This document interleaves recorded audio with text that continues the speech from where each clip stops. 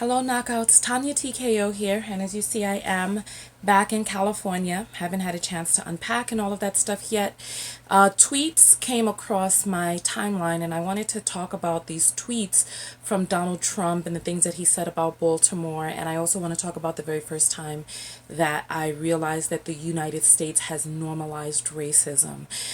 So let's jump into that. As you know, I'm a self-love specialist from TonyaTko.com. I help you learn how to love yourself and each other. On this channel, we basically use viral video topics as teachable moments for dating, relationships, friendships, and our own lives. I don't typically talk about politics on this channel, but this particular set of tweets hurt my heart so much and really kind of made me feel like this is something that we need to discuss in order to be able to talk about other things. All right, so I'm going to read the tweets for you. And he says, Rep. Elijah Cummings has been a brutal bully, shouting and screaming at the great men and women of Border Patrol about conditions at the southern border, when actually his Baltimore district is far worse and more dangerous. His district is considered the worst in the United States, which is not true. I don't know how many of you have been seeing news reports about this, but whether it's true or not is not the point, because I saw news reports that says that there are far poorer districts in Republican zones, like in Kentucky, which is 92% white, but you don't see him tweeting like this about it. But let's go on. As proven last week, and then also what I'm seeing is that the man is misspelling Cummings' name. The guy is just, I don't know what's going on with this man. As proven last week during a congressional tour, the border is clean, efficient, and well run, just very crowded. Cummings district is a disgusting, rat and rodent infested mess. If he spent more time in Baltimore, maybe he would help clean up this very dangerous and filthy place. Then he goes on. Why is so much money sent to Elijah Cummings' district when it is considered the worst run and most dangerous anywhere in the United States? Then he says no human being would want to live there. Where is all of this money going? How much is stolen? Investigate this corrupt mess immediately. You know what? When I first read these tweets, when I first heard about these tweets, I was stunned. And I was like, does this man not realize that he is the president of the United States of America? He is the commander-in-chief for all states. If there are human beings in the United States who are living in squalor, help them. Help them. It's like he doesn't understand that he's not just some reality star tweeting from Trump Towers. He is the person heading this country. If there are United States citizens which are in trouble, who are in despair, help them. Help them. In 2016, when I was living in my car and I was looking for a place to stay, that's when I realized that the United States had normalized racism. Because when I went to Inglewood and Compton, the places that were inexpensive to stay, because I was looking for something that I could afford and be able to live in. But when I went into these neighborhoods, like I would drive, I would traverse, and so I'm from New York, and I've traveled to many states across the United States, but I'd never really investigated the West Coast. So I flew from New York, and then I landed in Cali. And when I was looking around, I drove through the areas that looked beautiful, and I saw the landscape and the look of the people. the skin color of the people and how it correlated to how the neighborhood looked, and the just the city funding for things like upkeep and trash pickup and all of those things, right? And then I continued to drive and look for places which were in the areas that I could afford. And then I saw the broken sidewalks, the filth, the the garbage and the downtroddenness of the people. And when I looked and saw that the areas that were the worst upkept were also areas where black people were relegated into, and I thought to myself, why? Why from coast to coast are the neighborhoods that are mainly inhabited by black people? Why from coast to coast are these areas categorically poor, destroyed, unkept? And I had to ask myself, is there something wrong with black people? Is there just something defunct in blackness that there's just no helping these people, so that no matter what it is that they get, that they just continue to destroy it, and that no matter what, black people are just going to be just downtrodden and beleaguered?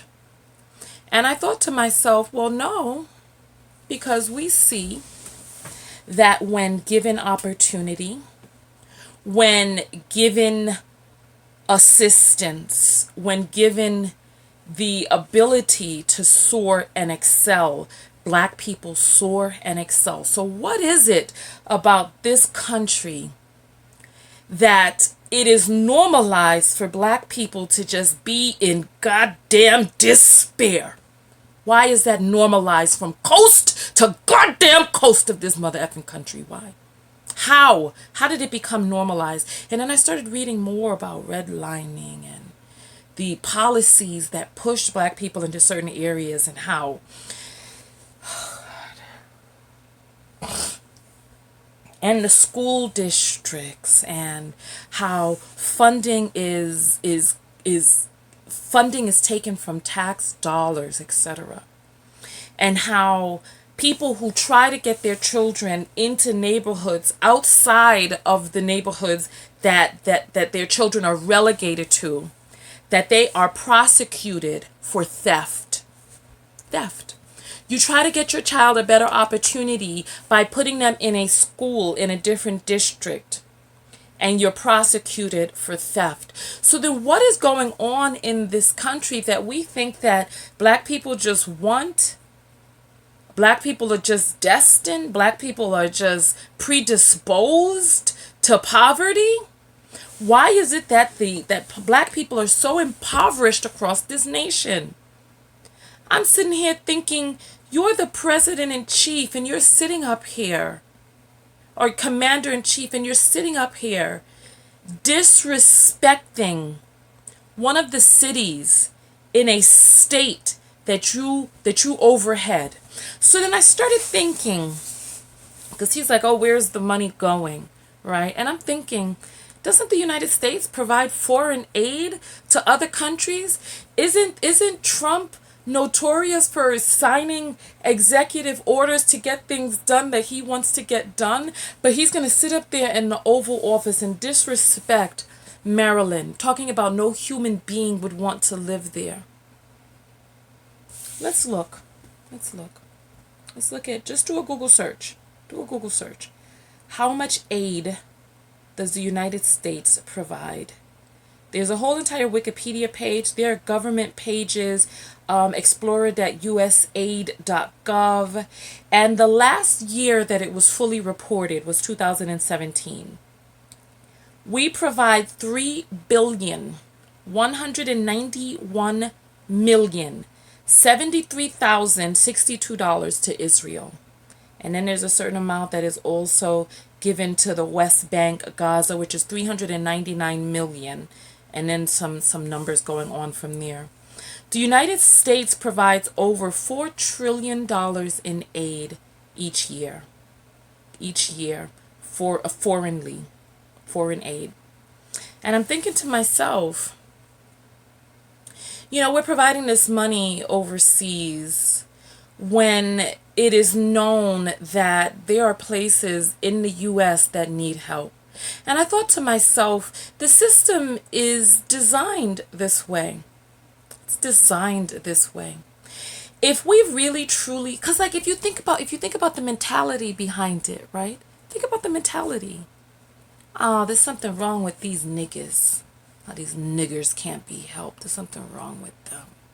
Something wrong. There's a defect in these niggers. That's why they're in these ghettos. There's a defect. Well, we all know that if there were intervention programs to get to the children in their youth, things that could direct the kids in a, but look, you know what, as a matter of fact, when I started thinking about the word direct, I started thinking about the preschool to prison pipeline, how we must continue to feed the machine that provides. Listen, you know how the 13th Amendment goes, that slavery is outlawed unless you're incarcerated.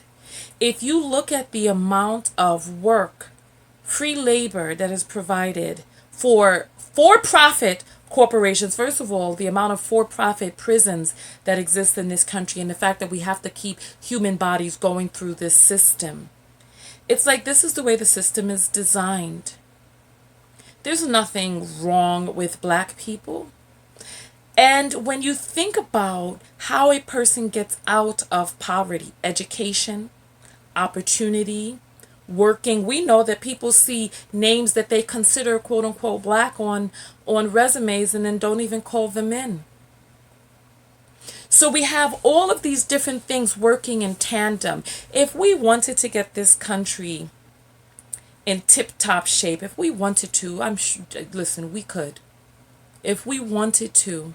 I mean, we're fighting about getting each citizen health care. We're still fighting about that, about whether or not health care, the ability to be able to live, to go to the doctor, to get to offset ailment, whether or not that's a human right. We're still fighting about that.